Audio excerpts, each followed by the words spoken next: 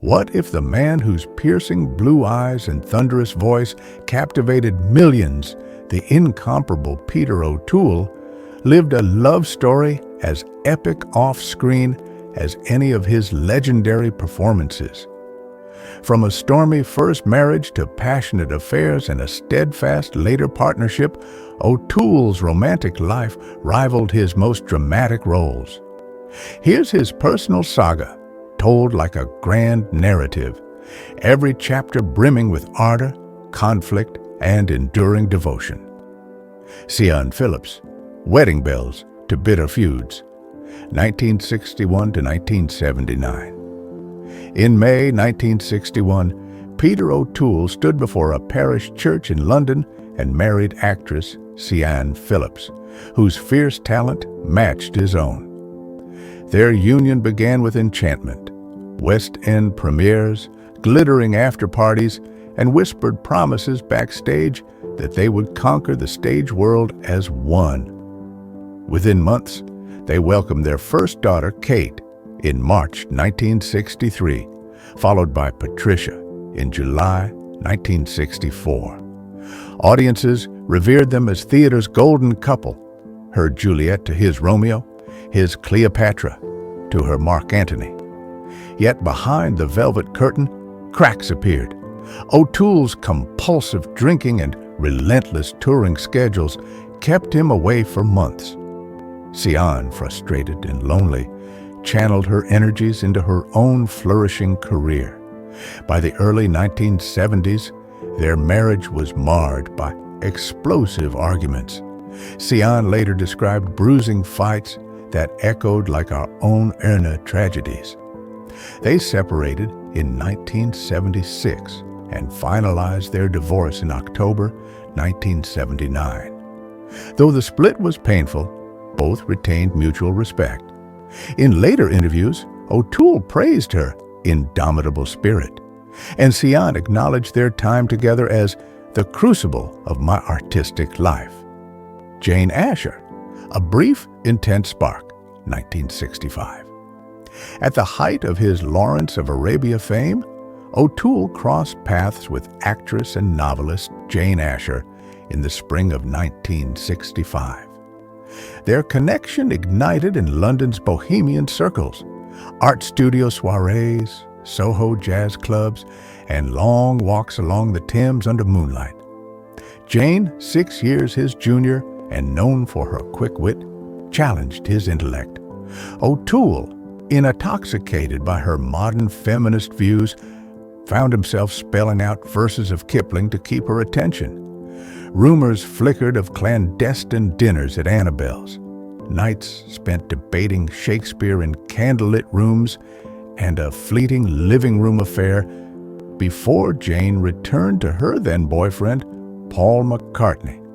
Though the liaison lasted barely 3 months, it left a deep imprint. Jane later credited O'Toole with inspiring her first novel, and he in turn admitted he lost more sleep over her than any battle scene. Their brief entanglement underscored O'Toole's restless heart, always seeking a fresh challenge on screen or off. Faye Dunaway, Hollywood Glamour and Elusive Romance, 1969. In the waning summer of 1969, O'Toole arrived in Hollywood to shoot Goodbye, Mr. Chips, where he met screen siren Faye Dunaway. The set's golden hue seemed to reflect their mutual fascination. He admired her fierce independence. She admired his classical stage presence. Between takes, they were spotted sharing whispered script notes in sunlit gardens and exchanging knowing smiles over martinis at the Beverly Hills Hotel. Gossip columns leapt on every sighting. Chip's leading lady steals Heart of Arabia's Lawrence, they declared. Yet when pressed, Faye coyly dismissed the talk as creative chemistry, and O'Toole, ever the gentleman, hinted only that their bond was profoundly respectful. Their chapter closed as the cameras wrapped.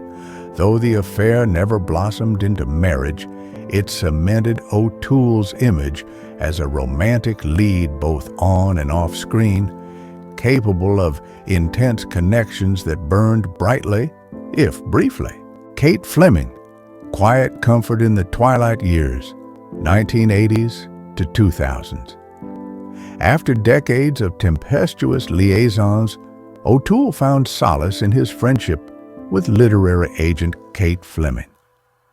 They met in the early 1980s at a dinner party in London's Mayfair, and their rapport deepened over shared passions for poetry and Peroni lager.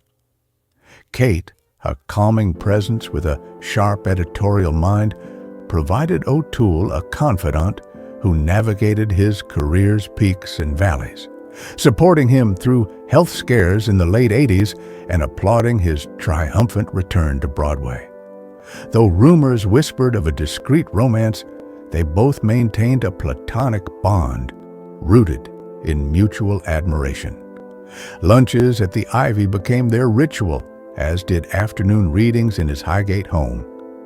Kate's steadfast companionship offered a respite from Hollywood's glare, illustrating that sometimes the deepest connections form outside the spotlight, built on shared laughter and the unspoken trust of decades-long friendship.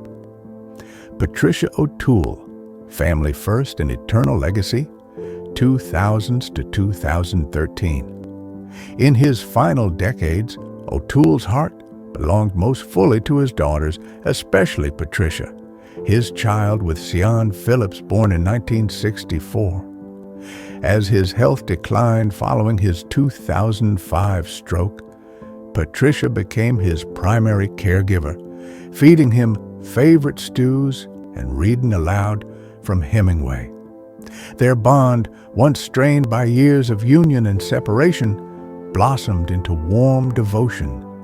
She organized private screenings of his classic films in his Suffolk country home and coordinated visits from old colleagues like Dustin Hoffman. In late 2013, as O'Toole faced terminal illness, Patricia sat by his bedside in Chelsea and whispered lines from Titus Andronicus, reminding him of the power of words until his final breath on December 14, 2013. Their relationship, spanning acrimony, reconciliation, and tender care, underscored that in the end, the most enduring love story is the one between parent and child. Peter O'Toole's off-screen romances read like the grand dramas he portrayed, fierce, passionate, sometimes turbulent, but always deeply human. From the fiery marriage with Sian Phillips to fleeting sparkles with Jane Asher and Faye Dunaway, the quiet camaraderie of Kate Fleming, and finally, the redemptive care of his daughter Patricia, his heart navigated as many plot twists as any script he ever starred in. And perhaps that's the truest measure of his legacy, a life lived fully, on stage, on screen, and within the boundless realm of